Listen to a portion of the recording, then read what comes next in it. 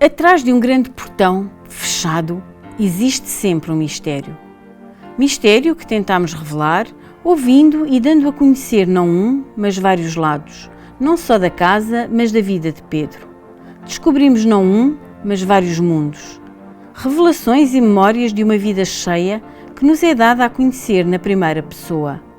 Uma viagem pela história de Pedro, da casa, de Santarém, do país e do mundo. Tomámos o avião, como foi dito, a caminho do Japão. Na altura, a viagem era longa, estávamos durante a Guerra Fria, não se podia atravessar os países comunistas nem a Rússia. Ainda não havia as tecnologias para subirmos ao Polo Norte e descer mais diretamente sobre o Japão.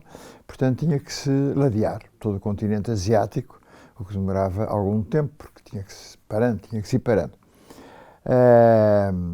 E é interessante porque, como sabia que ia para um mundo tão distinto, tão diferente do nosso, em todos os aspectos, que achei que me devia começar a despir de muitos valores para estar mais livre na receptividade do outro e na abertura para com o outro. Porque foi isso que me tinham dito, não vá procurar impor nada, ouça, entenda, pense sobre o que vê. E foi interessante porque comecei a programar a viagem, fomos de Lisboa até Geneve, jantámos num restaurantezinho italiano com a toalhinha aos quadradinhos encarnada e branca, como era habitual nos restaurantes italianos, sempre aos quadradinhos. Depois despedi-me perante a estátua do Rousseau, que está naquela ilhazinha no meio do lago de Geneve. Deixava a filosofia e o pensamento ocidental assim um bocadinho para trás. E desembarcávamos no Líbano, nessa altura. E o Líbano, nessa altura, portanto, dos anos de 66, era assim o Monte Carlo do Médio Oriente, onde quem tinha possibilidades ia aos casinos e se divertia. E então, como era também algo diferente, ainda era, chamemos Europa, Médio Oriente, parámos em Beirute, fomos ao casino, em que havia uma revista muito divertida, depois de fazermos uma bonita marginal, que era Meu e Paris, portanto ainda profundamente europeia.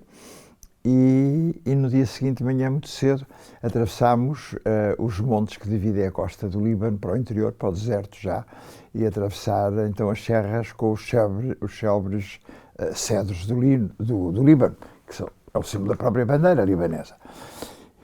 E nesse percurso, que já era perfeitamente deserto, também focámos dois aspectos que deixávamos para trás.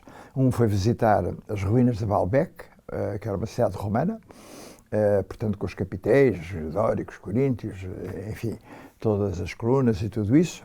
Não havia praticamente turistas, havia 2 ou 3 casais, sabemos assim, não havia nunca. Ainda era todo um princípio em que o turismo era muito rareava, de certa maneira.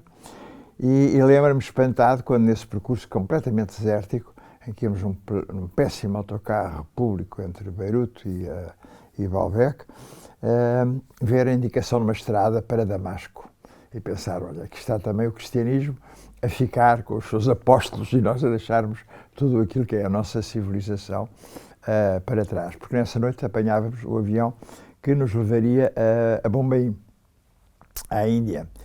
E aí foi uma sensação muito especial, é que chegávamos durante a madrugada, as pessoas saíram todas, como era normal, nem que não fosse para descansar, e nós não pudemos sair porque éramos portugueses. Ainda a Goa tinha sido ocupada há relativamente pouco tempo, 4 anos, talvez, 5, e portanto os portugueses não tinham a possibilidade de descer na Índia. Então para nós foi muito desagradável, porque só assistíamos à limpeza do avião, e enquanto as pernas se dilatavam na minha mulher, à espera do bebê, e portanto o que foi bem difícil para ela sair na paragem seguinte em Bangkok, que teve de descer com os sapatos pendurados nas mãos, devido a essa noite de grande inchaço. E então entramos aí naquilo que nós portugueses consideramos a Ásia, que é o Sudeste Asiático. E descemos na Tailândia, portanto em Bangkok, logo num táxi a caminho de Bangkok, passando pelos campos com os búfalos e toda aquela série de ambiente e de umidade característica do Sudeste Asiático, em que ainda ficando lá um dia para que ela pudesse descansar, pela manhã ainda fizemos um mercado flutuante com todos aqueles barcos que são vendedores e compradores e que preenchem o rio para cima e para baixo com com os legumes e o colorido mais variado que é possível imaginar. Ela descansava durante a tarde, por cansaço natural de toda aquela experiência, enquanto eu visitava templos e templos doirados relacionados com Buda.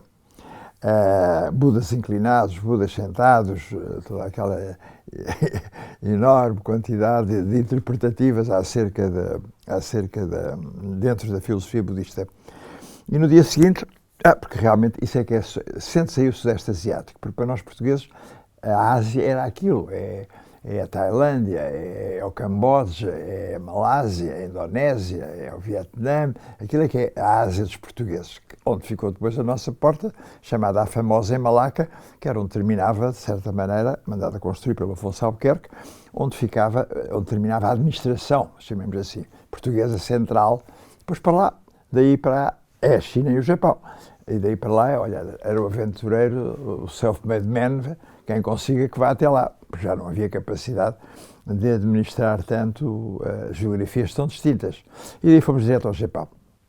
Bom, e chegámos ao aeroporto do Japão e mal desembarcámos, percebíamos que estávamos num mundo completamente distinto. Não tinha nada a ver com a Ásia, era o Japão. E o Japão era a organização. O táxi que tomávamos eram arrendados, tinham rendas para que não nos sujássemos sobre os tecidos. Os motoristas sempre de luvas brancas, as portas abriam automaticamente, é só entrar aí, bom, estávamos num mundo completamente distinto e tão adiantado. Parece que chegávamos 2 anos depois das Olimpíadas de Tóquio, que tinham sido em 1964, e nós chegávamos no dia 1 de junho de 1966. Portanto, Tóquio ainda era uma cidade feia, nessa altura, com casas no máximo 30 andares, talvez, não é? Não tem nada a ver com o que é hoje. Hoje é uma linda cidade, mas naquela altura não era. Havia espaços vazios ainda, com bungalows de guerra, onde estavam instalados dentistas, por exemplo, e outras profissões, no aproveitamento desses espaços. E era uma cidade feia. Mas era impressionante porque já se sentia toda a organização a funcionar. E eram os comboios aéreos, que circulam por toda a cidade ao nível dos primeiros andares, eram os metropolitanos, era o monorail,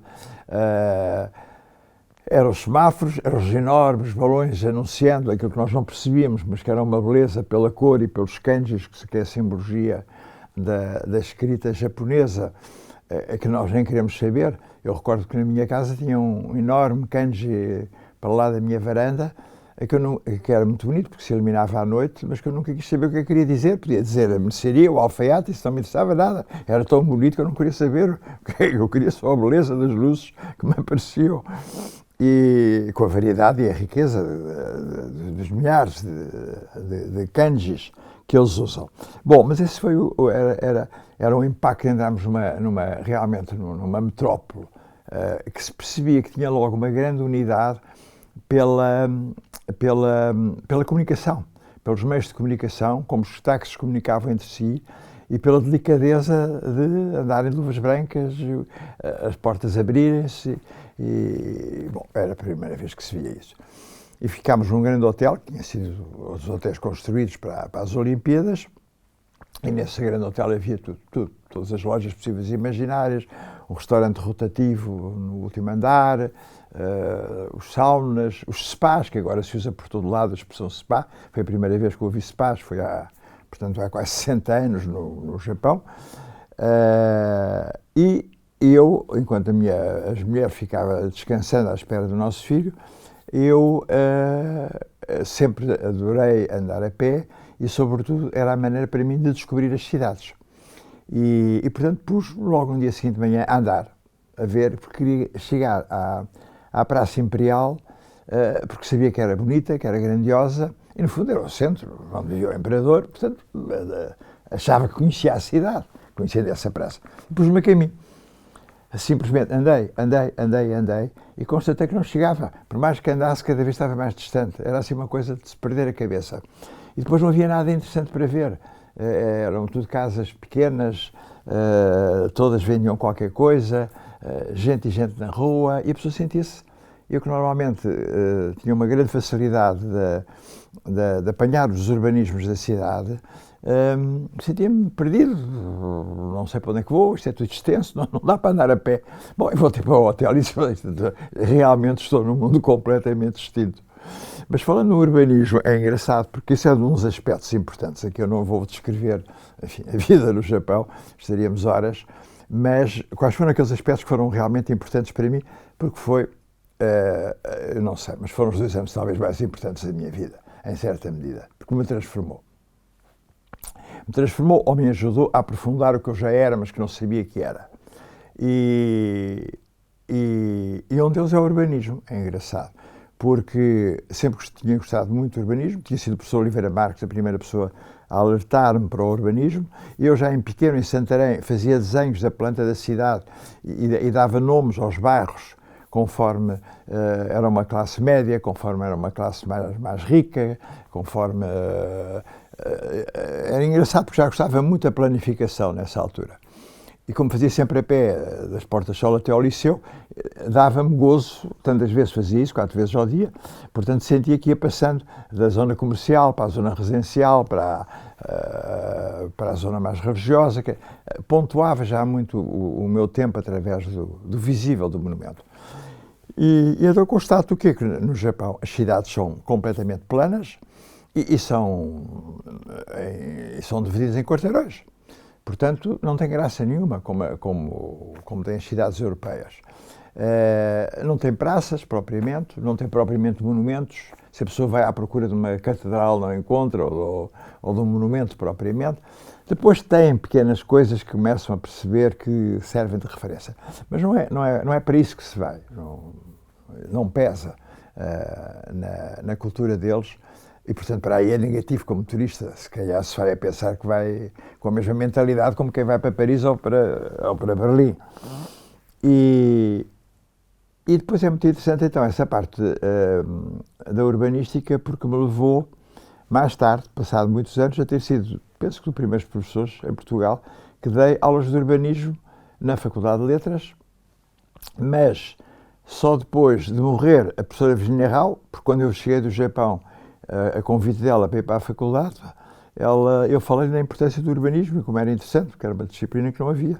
Ela dizia ao Canavarro, guarde lá essas informações todas que tem nas suas gavetas, mas nós não temos ninguém preparado para estar a estudar o urbanismo.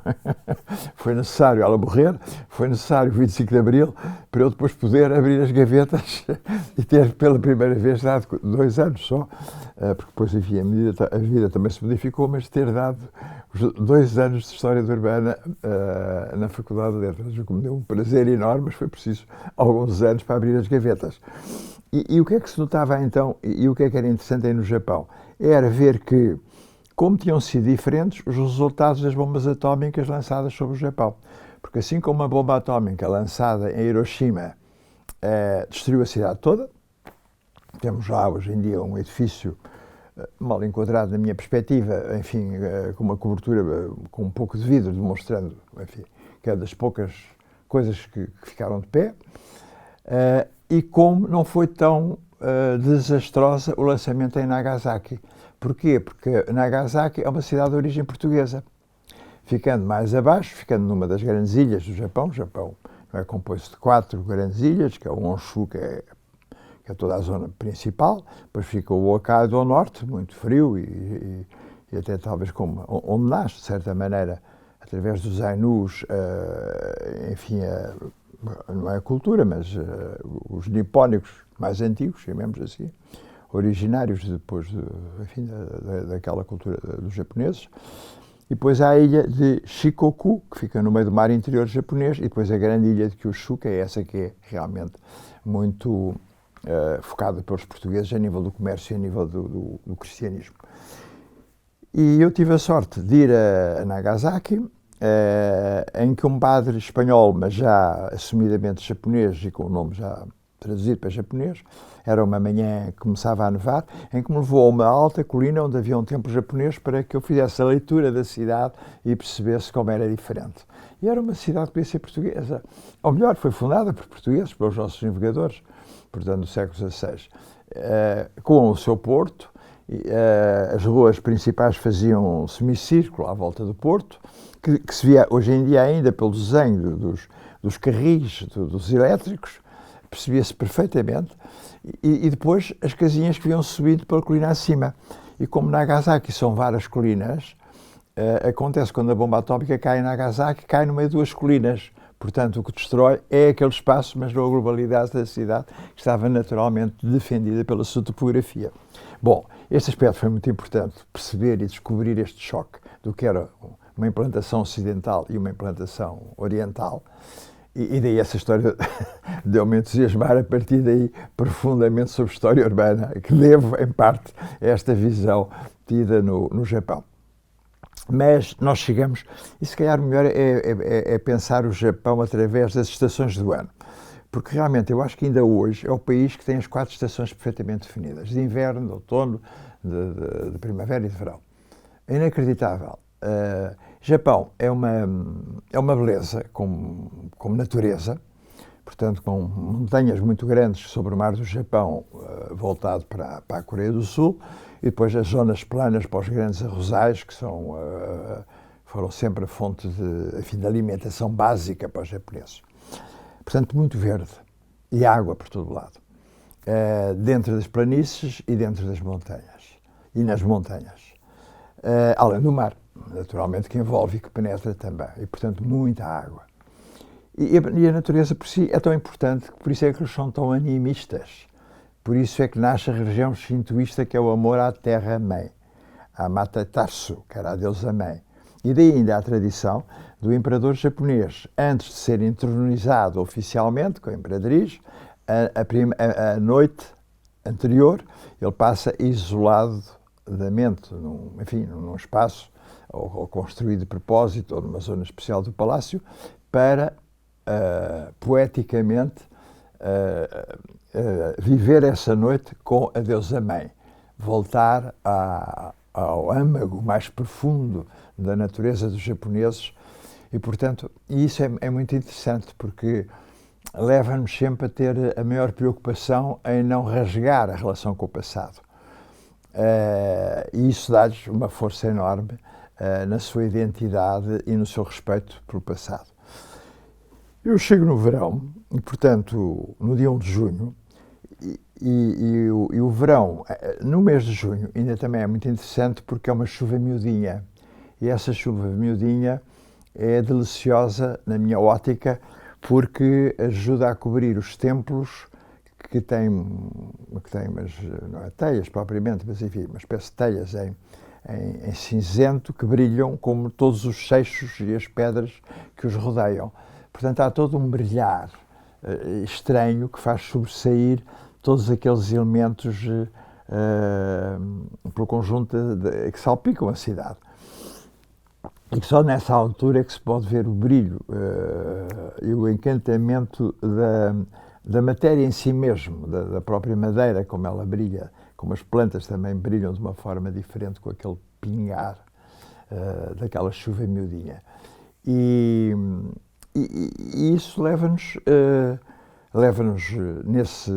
no verão, sobretudo em junho, que foi como aconteceu, que foi a primeira vez que me desloquei para encontrar a embaixada, para ir ter com o embaixador e dizer: olha, o leitor aqui está, com 4 livros e a bandeira de Portugal dobrada em 4, com atraso e meio, para chegar às aulas, e lembro-me logo também das minhas primeiras e fortes impressões. Fui atravessar um dos maiores parques de Tóquio, que tem o nome da última dinastia do século XIX, que foi quando o Japão se abriu ao Ocidente, que era o Parque Meiji, e ver uma alameda imensa. Bom, o parque é lindíssimo, porque com lagos, com pontes de madeira, são os íris brancos e as íris amarelas e roxas que nascem dos lagos, no meio dos lagos, e que é muito, muito bonito, e as árvores super frondosas, e os corvos que invadem o Japão e estão sempre naquele, não sei como é que se diz, o bater o som do corvo, mas que é muito típico em Tóquio ouvi-los permanentemente. Mas o que é interessante é que nessa imensa alameda em que eu me dirigia para a embaixada, pela primeira vez, sozinho, com a minha pasta na mão, iam dois senhores, dois funcionários públicos à minha frente, caminhando, conversando entre eles, e depois, a meio dessa imensa alameda, não estava mais ninguém. Era engraçado, porque havia tanta gente por todo lado, naquela alameda não estava ninguém, estavam só esses dois homens.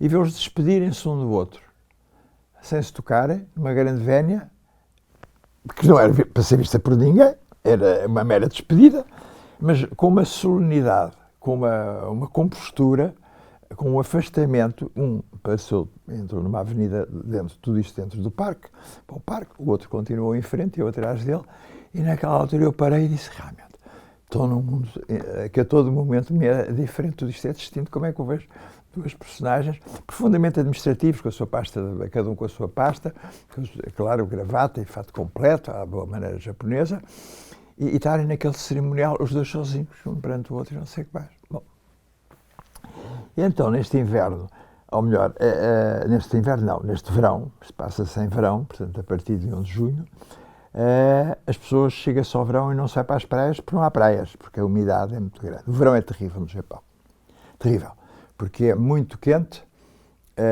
e com uma percentagem de umidade insuportável. E então não se vai para as praias e vai-se para a montanha normalmente.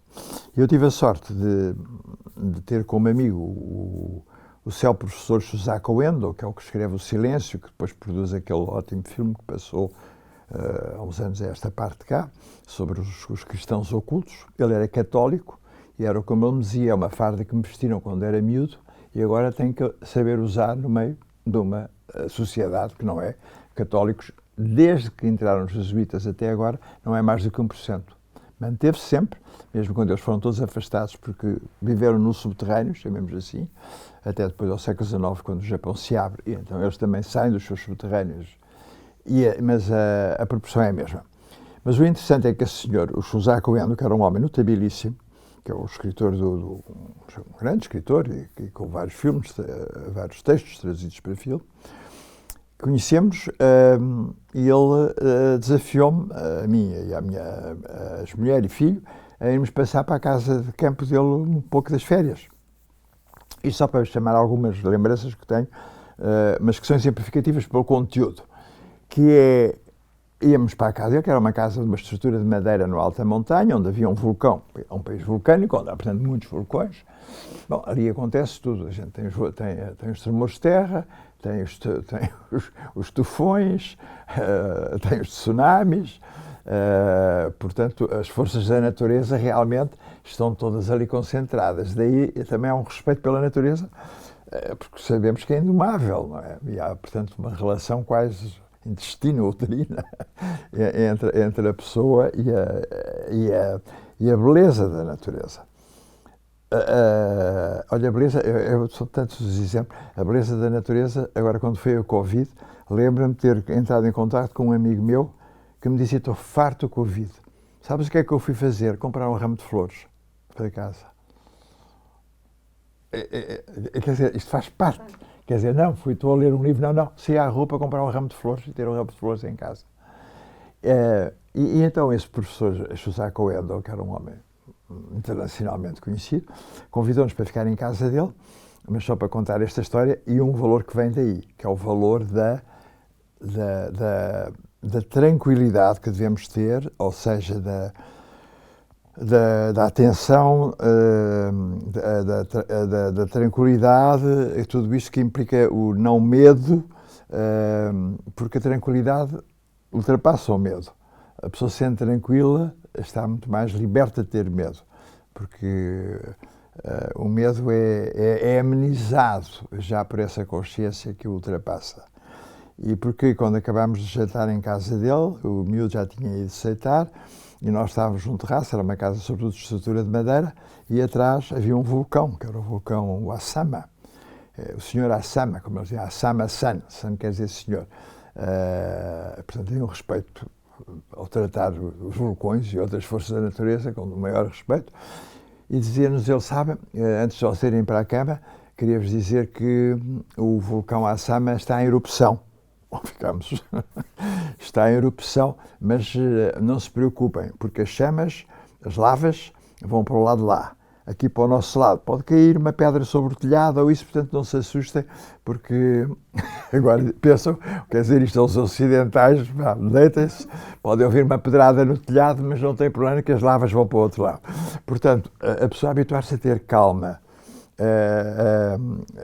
a aceitar a realidade da natureza e, portanto, ter essa tranquilidade é fundamental. E eu acho que isso para mim também foi muito importante, esse conceito de tranquilidade e de calma, e de ser uma pessoa calma, de poder suportar as coisas tentando vê-las como natural, quando às vezes até não é só natural na aceitação, não sendo natural na realidade. Mas este ponto, acho que é um primeiro ponto que para mim me marcou profundamente, é dessa calma e um princípio da assunção dessa tranquilidade. Depois vamos entrando no verão e então temos a maior festa do ano sempre no Japão, que é entre 15 de julho a 15 de agosto, que é o Bonodori. E o Bonodori é quando recebemos todos os nossos espíritos familiares anteriores a nós. E então é uma maravilha, porque tudo quando são espaços aquáticos, todos pomos velazinhas, lampadazinhas, para iluminarem as almas a que regressam às nossas casas. E então, em casa, pomos as fotografias, tudo o que temos dos nossos antepassados, para que voltemos a estar juntos durante um mês. E então é o período, e como está muito calor e uma temperatura úmida elevadíssima, as pessoas querem entrar à noite e, portanto, tudo dança e música toca e fazem-se festivais por todo o Japão. E todos já à noite, porque já não é o kimono pesado, mas é o yukata que é o kimono para dormir, já é levezinho, portanto braços no ar, vamos todos dançando uns com os outros, pelas ruas fora, as multidões, é uma verdadeira festa, porque estamos todos reunidos.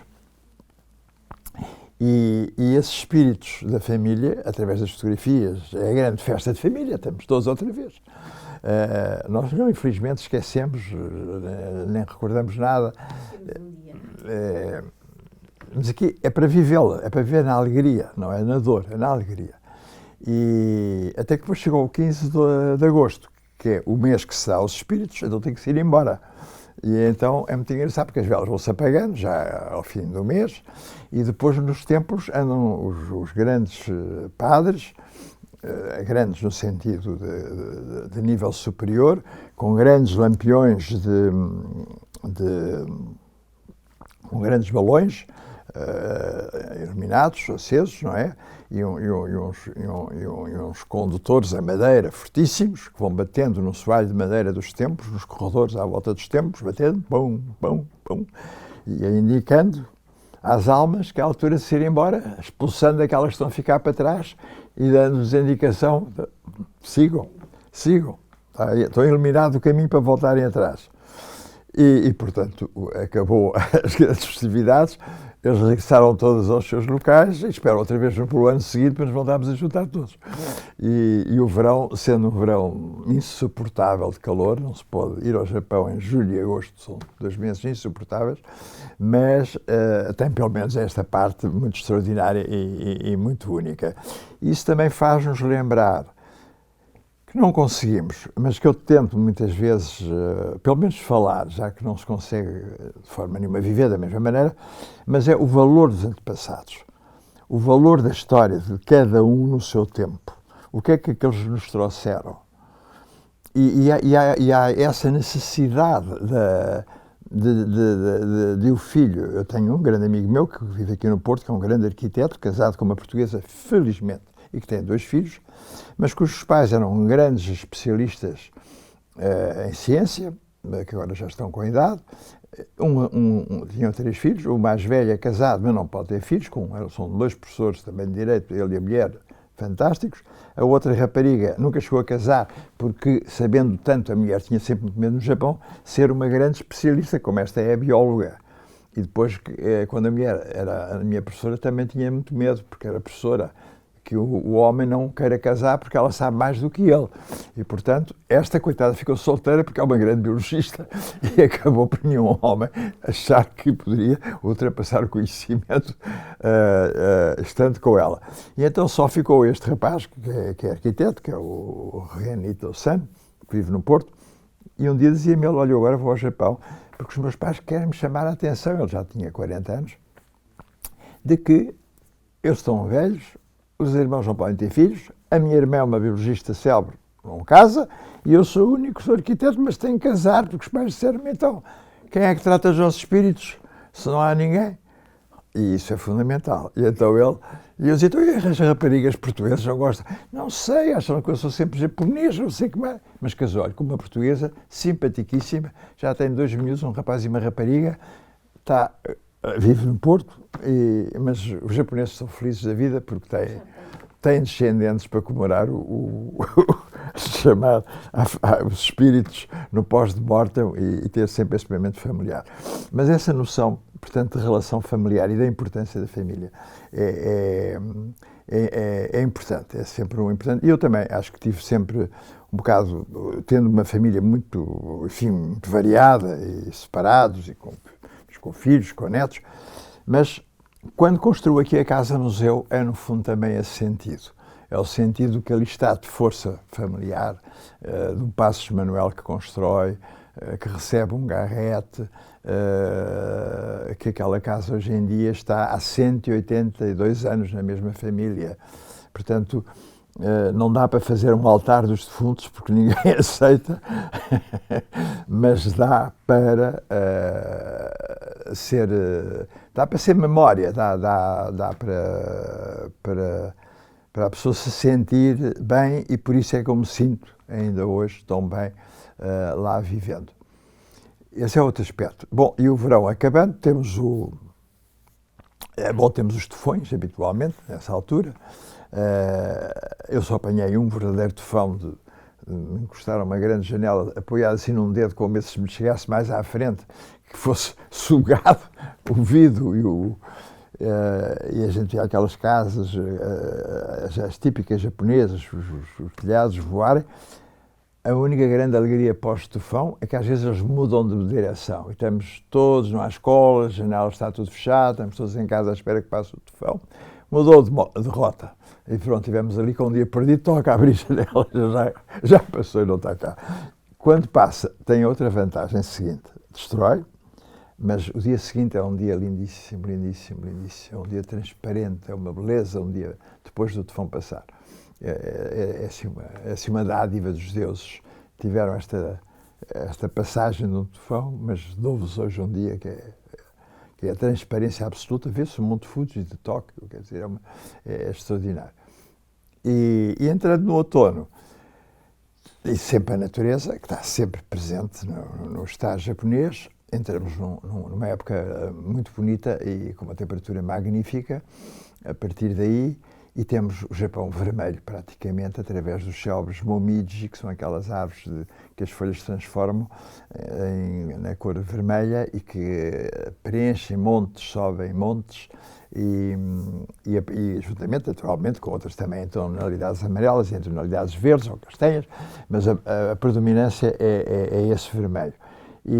Bom, é indescritível o que é de bonito.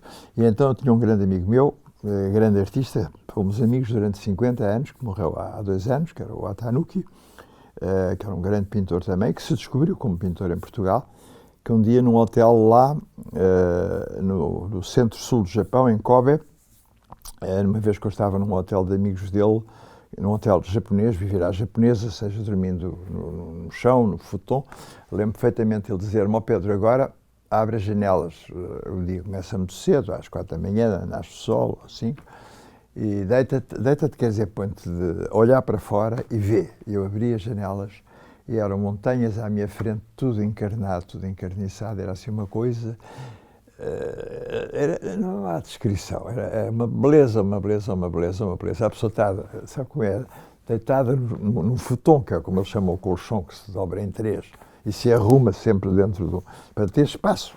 Arrumamos a cama, para depois à noite vai-se voltar outra vez, desdobra-se. Era o que eu também tinha em minha casa, porque vivíamos à japonesa. E, portanto, dobrávamos o colchão todos os dias, metíamos no armário para ter mais espaço, até para a criança brincar. À noite tirávamos outra vez, punha-se no chão e lá dormíamos outra vez em cima do chamado futon. E isso é indescritível. E esse estar deliberadamente parado, olhar para a natureza, traz uma tranquilidade que é muito nipónica, porque não se fala, a gente fica espantado e quer que o outro também se sinta espantado. E isso traz a capacidade de termos silêncio e a capacidade de, sem de repente percebermos como estamos em paz. Eu acho que nunca tive em paz tão vivida como lá em dois momentos. Uma vez, foi olhando assim, às 4 da manhã, abrem-me as cortinas e eu vejo montanhas vermelhas à minha frente, repletas, num silêncio absoluto. E foi de outra vez também com esse meu amigo Atanuki, em pleno Tóquio, depois do turbilhão, que é aquela vida imensa em Tóquio, que nunca podemos dizer, olha, amanhã encontramos e vamos tomar café, porque nunca mais se voltar a encontrar a mesma pessoa, em princípio. E, olha, tinha uma história muito engraçada, que era uma rapariga, que depois era estudante, mas viu-me que era estrangeiro, e olhou para mim e tinha máscara. Na altura tinham praticamente todos máscaras por causa da poluição. E ela tinha máscara e era muito nova. E eu perguntei-lhe, para fazer um bocado de conversa, perguntei se ela estava doente. E ela disse não. Eu digo, então, porquê é que está de máscara? E ela, se calhar se eu não tivesse máscara, ninguém falava comigo. Ninguém perguntava-me nada. O que isto significa de isolamento também, não é? Nestas cidades imensas, em que não há possibilidade, olá, vamos ali tomar um café, ali à esquina, não sei o quê. Não há, as pessoas nunca mais se encontram, quer dizer, ou têm alguma base natural de trabalho, ou acabam por estar muito perdidas, não é? Mas isto para dizer que com este amigo meu, um dia levou-me à casa de uma prima que ele tinha, que vivia muito para o centro de Tóquio, que era uma casa tipicamente japonesa, deixada os sapatos à porta, toda de tatami, com aquela esteira que cobre o chão. Depois tinha 2 degrauzinhos de madeira que dava para um pequeno jardim que todos eles adoram ter, para poderem ter as suas carpas, ter o seu lago, ter o seu cipreste, o seu bonsai. E começava a nevar. E ele diz-me, já estávamos descalços, claro, e sentámos os dois lado a lado, nos 3 degrauzinhos de madeira da arquitetura tradicional japonesa, em madeira, que dava para o jardim, e sentarmos os dois, ele nunca mais disse nada. Tivemos os dois durante muito tempo a ver a neve a cair à nossa frente. Nós estávamos protegidos um bocadinho, e ver a neve cair sobre o jardim. No meio de uma cidade com 10 milhões de pessoas, como tem Tóquio, já naquela altura, agora tem muito mais, mas naquela altura tinha 10 ou 12, aí. E sentir aquele cair da neve, que não era muito grande, era só que ia transformando o jardim com o seu cair, era um silêncio de uma paz extraordinária, porque não conversávamos, olhávamos para a beleza que significava estar a ver aquele casamento da neve com a paisagem daquele jardim, com as pedras, com as plantas, com a água. E eu acho que foi a primeira vez que tive realmente uma sensação de paz na vida, porque estava casada com o silêncio, estava casada com a tranquilidade. Estávamos ali para estar, não estávamos à procura de nada, estávamos. E o inverno, naturalmente seguindo o outono, é muito importante nisso, porque é um bom inverno. É um inverno que é frio, mas que é seco e soalheiro. Portanto, é uma estação muito estável nesse aspecto e com uma belíssima transparência. Portanto, as estações eu acho que são permanentes. E nas cartas que eu recebo, nas pequenas coisas, é engraçado, termina sempre com uma referência à natureza. Eles terminam sempre com uma referência, mínima que seja. Acabei de ver a lua, ou como dizia o outro, fui à rua comprar flores. Faz parte deles esse amor. No outro dia recebi de um outro amigo meu que é um cantor de ópera e que canta na Europa, em que me manda, tinha ido ao Japão e manda uma fotografia de umas casas e de uma colina que eu percebi que eram japonesas por conhecer a arquitetura moderna, que é má. Moderna não é dos grandes artistas, dos grandes arquitetos, como é evidente, tem coisas fantásticas, mas, enfim, da casa vulgar. E via-se o mar, e o que ele me dizia era o mar da minha cidade. Eu não sei qual é a cidade dele, não tem importância, é o mar da sua cidade. Eu achei que fantástico, eu sou um japonês, é que mandava uma imagem de mar, como um pouco de um casario ao lado. Não diz onde é que está, nem onde é que não está, é o mar da minha cidade. E isto são pequenos aspectos que vão transformando. Mas o Japão, bom, já para não dizer do que foi também de interessante e importante o nascimento do meu primeiro filho em Tóquio, não é? Porque era extremamente difícil arranjar um local, porque naquela altura eram poucas as clínicas e as mulheres ainda tinham os filhos em camaratas. Portanto, lá encontramos uma clínica como devia de ser, porque agora uma mulher com 22 anos, sozinha, sem poder o marido estar ao lado dela, porque o médico nunca me deixava. Então você não tem mais nada que fazer. É a minha mulher que está para ter um bebê. Está bem, mas é ela, não é você.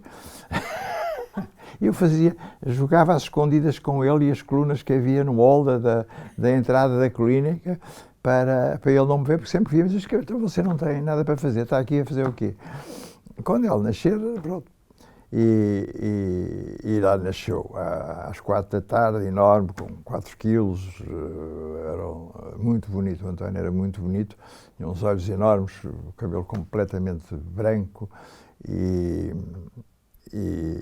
lembro-me a enfermeira trazê-lo para os meus braços e dizia-me: Akatchan kawi desu ne? Akatchan é bebê, kawaii é bonito desu ne, não é? Akatchan kawi desu ne?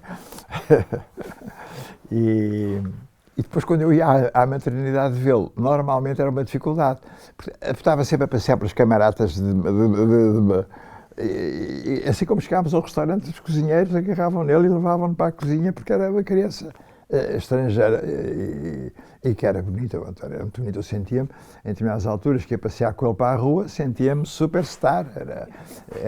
E como eles, com o gosto pela fotografia, como eu estudei, e todas as belas máquinas fotográficas que produziam em toda aquela altura, estava tudo em grande desenvolvimento.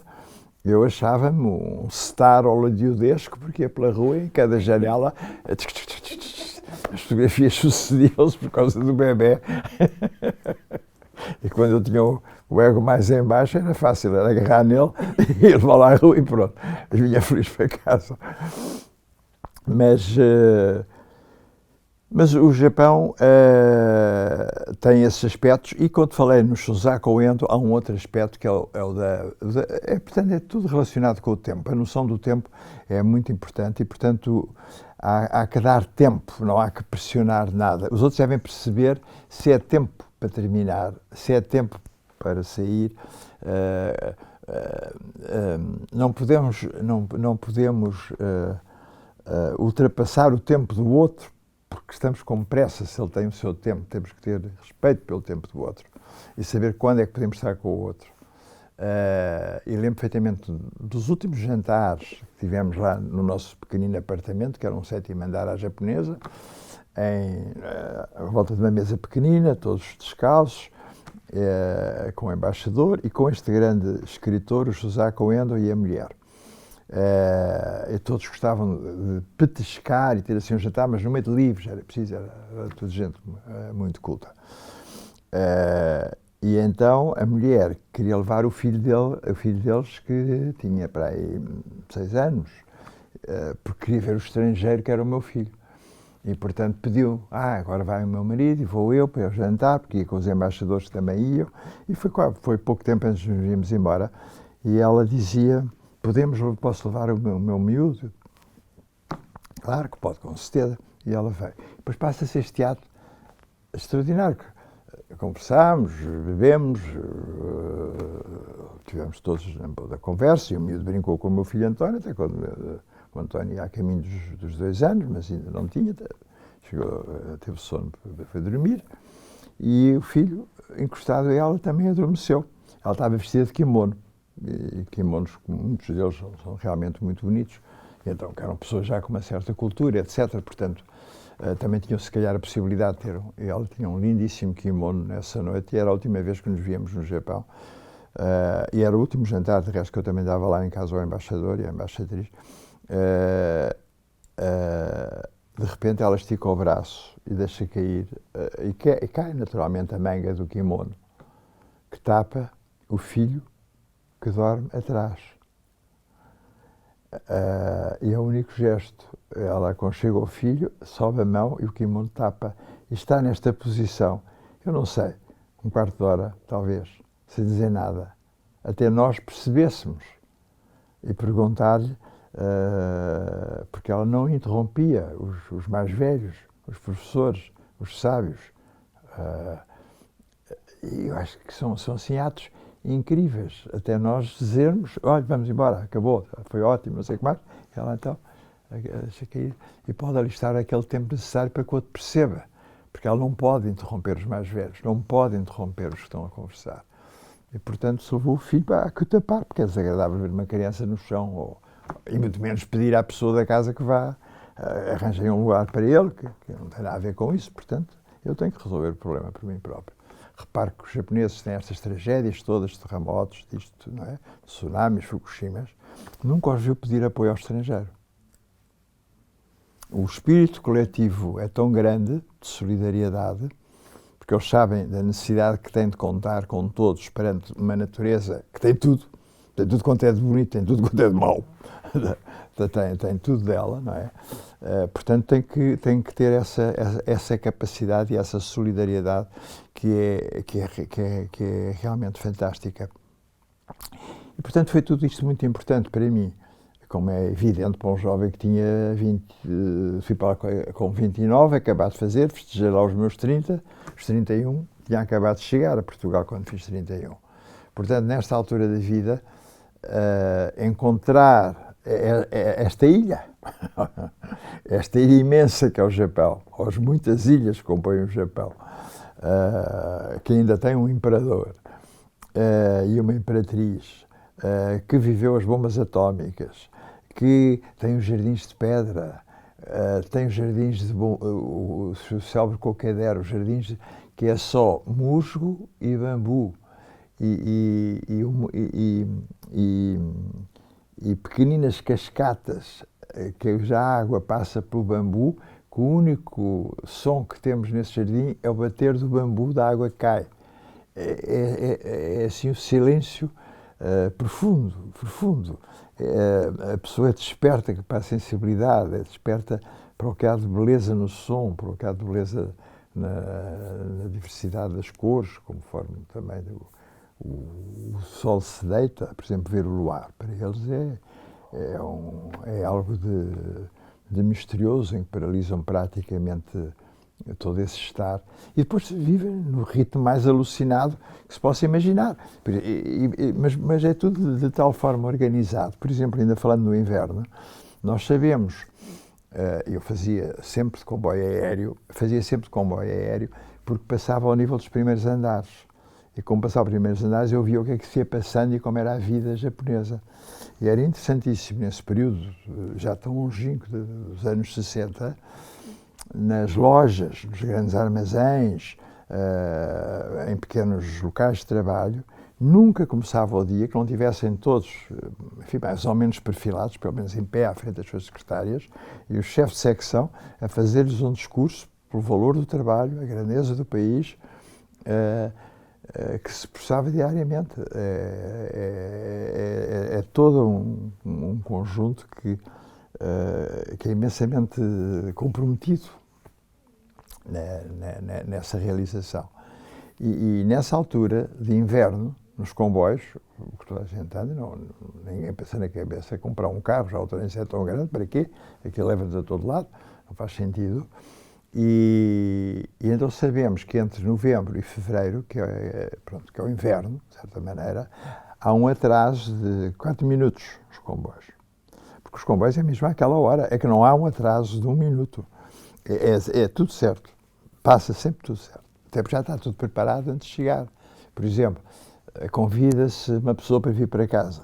Tem que estar tudo preparado para cá. 2 minutos antes ou 5 minutos antes, já eles estão à porta à espera da hora para entrar. Portanto, a pontualidade, que é outra coisa, a dizer que eu sou pontual, mas sempre fui, e muito mais a partir do Japão. Para mim, a pontualidade é assim uma coisa fundamental, porque havendo pontualidade pode-se fazer tudo o que está previsto fazer. Agora, quando não há, andamos sem saber, não é? É uma ordem que se estabelece. Eu acho que essa ordem adquiri muito por esse espírito japonês, mas depois também por uma prática muito levada para o espiritual, a nível do que eu acho importante, a vida conventual, porque implica a ordem. E é o que eu hoje tenho. Eu hoje vivo com ordem, vivo só, decidi que devia voltar para casa, mas a minha ordem faz com que eu me levante diariamente, por muito que me tivesse deitado ontem, era 1 da manhã, às 8 horas estou a pé. Às 9 já tomei pequeno almoço. E diariamente eu não sei o que é estar deitado às 11 da manhã, não sei, não faço ideia. Nunca tive. Ou se tive alguma vez, eu estava doente, claro. Mas depois preparo o meu almoço ou o meu jantar num sítio que deve ser, na casa de jantar. Não como em pé. Eu próprio ponho a mesa. E esta ordem obriga a que a pessoa esteja sempre, esteja quase numa atitude sagrada perante o levantar e perante o dia, perante o que come e o que pensa e o que pode agradecer por aquilo que come, e ter um tempo disponível que pode fazer nada ou fazer tudo. E esta ordem no Japão é notória. Mas estava-lhe a dizer ainda dos comboios, então aparece um ecrã, um cartaz, a pedir desculpa pelo facto das pessoas, dos comboios, se atrasarem, imaginemos, 4 minutos, a partir de tantos de novembro até tantos de fevereiro. E atrasa-se porquê? Assim ninguém tem que perguntar, toda a gente já sabe que há um atraso, mas é de 4 minutos, não é de 5, é de 4 minutos. Porquê? Porque foi estudado que as pessoas, sendo inverno, levam mais sobretudos e maior volume. Portanto, as entradas e saídas levam a que haja uma maior demora na passagem de um local para o outro. E se haver um ligeiro atraso, daí pede-se desculpa, porque deve ter estes 4 meses. E como a natureza lá, como eu digo, acho que deve ser o único país no mundo que tem as 4 estações perfeitamente definidas, podem dizer que é tanto de fevereiro e antes de novembro até fevereiro, há um engordamento, um volume, uma volumetria que obriga a dificultar as entradas daqueles milhões que entram e que se acotovelam para... E depois, assim que o comboio passa, temos os homens com uma espécie de uns paus e uns bicos no canto que apanham permanentemente tudo que as pessoas vão perdendo na passagem de cada comboio. Que podem perder, não quer dizer que percam. Mas sabe o que é a organização? Isto é, há 60 anos, agora é mesmo. De resto, estive lá ainda, não sei, lá vai o tempo, já passa a última vez que estive, foi em 2012, portanto, olha, há 10 anos. Exatamente. Mas isto era assim já há 60 anos, praticamente. E hoje é igual, de certa maneira é igual. Há 2 momentos muito importantes para terminar a riqueza que foi esta experiência. Seria muito longo a experiência de aulas com alunos. Por exemplo, o receio que tem do individual. É uma coisa muito complicada a sobressair numa sociedade que é tão integrada, que está tudo tão organizado, alguém que espirra, chamemos assim, que faz qualquer coisa isoladamente, como é que ele pode ser assustadoramente visto pelo outro. Quem é aquele que se independentizou, de repente teve coragem para fazer uma pergunta? E então lembro-me, era no mês de novembro, sobretudo, eles têm uma influência americana muito grande nessa altura. Quase não sabiam, quando eu fui para lá, não sabiam quase que era a Europa. E ver um europeu, eu devo ter sido os primeiros que muitos deles viram, porque para eles era tudo América. E eu tinha que lhes explicar que havia a América, mas que havia a Europa.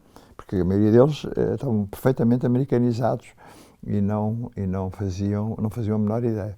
Nós emprestávamos as nossas roupas para as épocas, sobretudo em novembro, à americana, das universidades fazerem os seus festivais, os seus encontros, e conforme as suas especialidades, e muitas a fazerem teatros, e muitos faziam teatro, naturalmente, de temáticas ocidentais. E então nós emprestávamos os nossos fatos todos, quando lá queriam ir a casa, levem tudo para a universidade, vistam-se, não sei como é. Era sempre uma partilha sempre muito simpática e divertida. E um dia, já em aula, depois de já ter voltado à normalidade, há um aluno que se levanta, se separa daqueles que estão todos sentados e me vem entregar um conjunto de fotografias, como é evidente, estavam sempre a fotografar, como sempre estão ainda hoje em dia, que tudo fotografam, e vem ter comigo para me entregar umas fotografias do teatro em que eles estavam vestidos com a roupa nossa. E então, olha para mim muito sério, entrega-me uma fotografia da minha ex-mulher, que era uma rapariga muito gira, indiscutivelmente, vestia-se muito bem, e entrega-me a fotografia dela e diz: esta é a fotografia, é a foto da sua mulher. É muito bonita. Eu fiz-lhe assim, uma velha, muito obrigado. Ele fica assim muito assustado e diz: todos o dizem. Eu tinha que ter a cobertura para aquela afirmação. Era sempre muito, muito interessante. E bom, é uma história imensa que depois também se desenvolve. Felizmente tive a oportunidade de ser sempre convidado e ter voltado mais 8 vezes ao Japão, mas dessa chegou a altura de partir, porque tinha sido convidado para vir ser a professora assistente da Faculdade de Letras e não podia dizer que não, e porque viver no Japão, e uma mulher na altura viver no Japão era muito difícil, era muito complicado. E portanto achei, bom, se agora me convidam, se eu digo não, porque me apetecia ficar, o meu contrato era em princípio a 5 anos, estão-me a pedir para me ir embora ao fim de um ano, depois ainda consegui ficar um segundo ano por uma questão das aulas terem timings distintos da portuguesa, portanto ainda consegui ficar praticamente mais 10 meses, mas tinha que voltar. E então falei com o embaixador, e aqui é um ponto muito importante que depois me foi extremamente útil. E disse ao Sr. Embaixador: caem-me as lágrimas, ele dizia, e a mim também, quando saí do Japão, porque era a segunda vez que lá estava. Portanto, percebo perfeitamente que lhe caem as lágrimas. E já sei o nome da pessoa que me vem substituir, imagina, tenho mesmo que me ir embora. E eu disse: pois é, caramba, mas sabe o que é que você tem que fazer quando a gente ama o Japão, como você, já percebi que você ama o Japão, e é a coisa mais dolorosa, é a pessoa gostar do Japão. É porque fica para a vida inteira, porque eu hoje amo o Japão na mesma, quer dizer, é uma coisa, desde que a pessoa se apaixona pelo Japão, eu acho que é muito difícil alguém deixar-se de estar apaixonado pelo Japão. E ele dizia-me: e é tão complicado que a gente cai-nos as lágrimas, mas há uma coisa que você tem que fazer, Pedro, é, logo que puder, volta ao Japão, para perceber que não é japonês. Porque a pessoa chega a uma altura que acha que quase se quer identificar e que pode ficar cá a viver como o Venceslau. E o Venceslau ficou e casou 2 vezes no Japão, mas ainda era apedrejado na véspera de morrer por ser estrangeiro. É porque o meu filho, e era com essa história que eu queria terminar, de certa maneira, e o embaixador disse: venha para perceber que não pertence. E é verdade. A gente percebe que não pertence, mas continua apaixonado na mesma. É muito difícil. E E ele então perguntou-me, então, ó Pedro, vou-lhe sugerir uma coisa, então como é que volta para casa? E eu digo, olha, eu gostava de voltar para a Ásia, porque fiquei apaixonado pela Ásia e queria atravessar por outros países, mas uma forma diferente de fazer a viagem como fosse possível. Embora, enquanto estive no Japão, tivesse feito uma viagem grande, porque fui à nossa Formosa, a Taiwan, estive em Macau, estive no Camboja, que é uma coisa espetacular, estive em Malaca e em Singapura, na Malásia, estive em Bali, nos célebres templos de Borobudur e de Prambanan e em Bali, estive nas Filipinas, que foi o país que menos gostei, era um país completamente caótico, e isso aproveitei durante, não sei, se isto durou um mês de férias, para poder visitar. E havia um grande amigo meu que infelizmente também já morreu, que era embaixador na Indonésia, e ele perguntava, ó Pedro, mas estás apaixonado pelo Japão? E eu disse, acho que estou.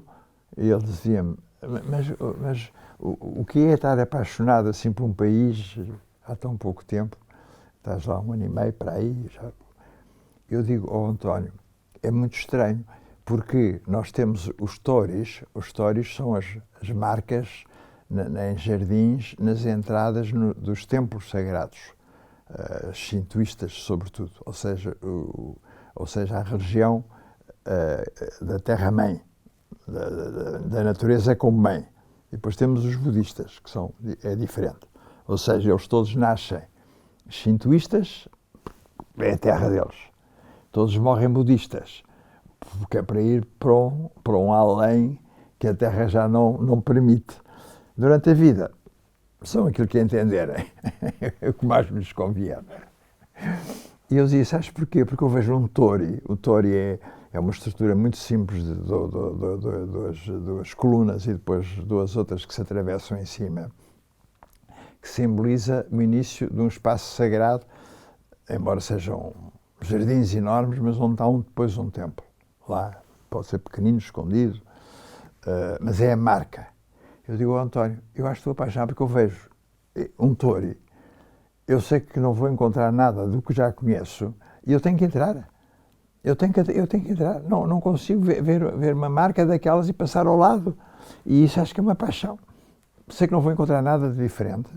Sei que vou encontrar coisa bonita, porque é a natureza, flores, a arquitetura em madeira de um templo que é sempre extraordinário, bater as palmas aos deuses, dar umas moedas, pôr um sonho que se realiza de um papelinho branco e pendurado no tronco de uma árvore, porque, por exemplo, a poda é diferente. Nós aqui numa árvore cortamos. Não, lá encadeia-se a árvore para que ela siga, o ramo siga o seu percurso. Nós nós é sebe, é cortadinho, tudo, eu não sei o que mais é aquilo e não permitimos que a natureza ultrapasse a sua própria natureza. E então o embaixador dizia-me isso. Mas disse-me isso e agora gostava de voltar para a Ásia. Eu digo, não faça isso. Você é muito novo e vai fazer uma coisa que lhe vai ser extremamente importante na vida. E esse é outro aspecto riquíssimo e que me foi extremamente importante depois. Você vai de volta pela América, parando no Hawaii para ver o que é o turismo americano, a publicidade, em Los Angeles para ver o que é a organização de uma cidade que não tem coração, que são só autoestradas, que a gente compra um carro a sair do aeroporto e vende-o à noite quando apanha avião, e ver Nova Iorque, que é Nova Iorque. Além do que já estava a viver nessa altura, que era a pouco e pouco o Make Love Not War. Não é? Estava a nascer todo um movimento hippie, por aí fora, não é? E dá a volta ao mundo. Portanto, você chega a Portugal, que ainda não fez 31 anos, já deu a volta ao mundo. E, portanto, parando no Japão quase 2 anos. E isso para si vai ser de uma importância vital para o futuro. Eu queria voltar para a Ásia, porque era o que eu tinha gostado. A América era uma coisa que em Portugal era espezinhada no tempo de Salazar, com uns malditos que não nos davam, que não nos compreendiam. Mas fiz isso e, bom, depois virá com o tempo e foi muito, muito, muito importante. E despeço-me do embaixador e o embaixador me diz: João Pedro, o que é que quer? Uma recepção, despedida com as pessoas? Eu disse: não quero nada. Não quero que faça nada. Eu gosto tanto disto. Quero me ir embora sem que ninguém saiba. Não quero despedidas de nada. Quero partir como cheguei, sozinho. E então está bem. E olha, se me emprestar o carro para levar a minha mulher e os filhos e as bagagens ao aeroporto, agradeço-lhe imenso, Sr. Embaixador, mas mais do que isso não quero. E assim foi. E então só lhe digo, foi uma partida emocionante, porque cheguei ao aeroporto, eles adoram pôr passadeiras vermelhas para as pessoas entrarem. E eu, sem saber, tinha de um lado e do outro das passadeiras os alunos de uma universidade, rapazes e raparigas, todos vestidinhos, militarzinhos como eles estão, sapatilha branca, a golinha branca, todos vestidos de preto, normalmente, de um lado e do outro, sem eu saber, quando chego. E o meu filho António à frente com uma gabardinezinha já a patas só cá a andar, sozinho, e eu vinha atrás com a minha ex-mulher, e conforme íamos passando, eles só faziam vénia e só diziam sensei, quer dizer professor, que é o máximo na universidade. Ser professor é o top. E várias vezes serviu-me para resolver determinado tipo de situações. E então eles faziam só uma vénia, quando íamos passando, e só diziam Sayonara Kanavaho Sensei, Sayonara Kanavaho Sensei. Bom, a pessoa vinham as lágrimas aos olhos, porque era uma extensão, não eram 4 nem 5, era um corredor imenso.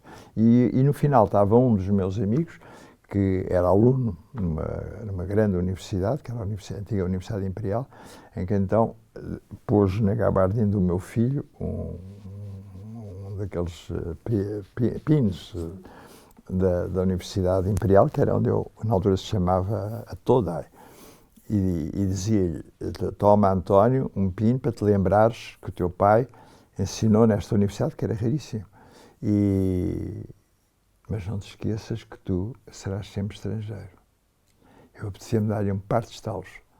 No final daquele cerimonial todo, dos jovens a dizer adeus, baixando com a cabeça no chão. Ele pôr a coisa e tu nunca te esqueças que és estrangeiro.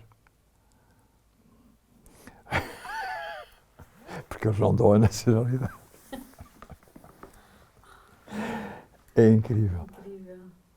Bom, eu dei aulas em 4 universidades, tive uma sorte muito grande graças ao embaixador que conhecia. Numas já davam português, portanto aí foi mais fácil, que era a Universidade de Línguas Estrangeiras e a Universidade de Sofia, que era a Universidade dos Jesuítas, que era mais um mundo comercial, tudo aquilo estava muito dividido.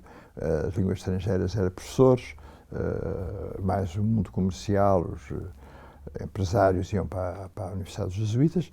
Depois dava no Maceio, que era uma universidade particular, que era identificável a Oxford, se quiser, que eles copiavam muito a Inglaterra, nesse sentido, onde começou a democracia, mas aí era para ensinar o português.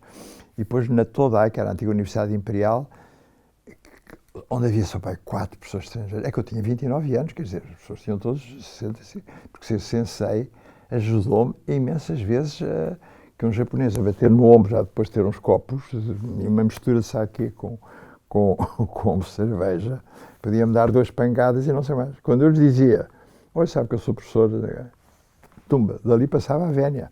Era uma varinha de condão que eu usei algumas vezes, extraordinária. Mas pronto, foi assim tudo uma experiência extraordinária. E então, cá cheguei a Portugal com a minha ex-mulher, com o filho,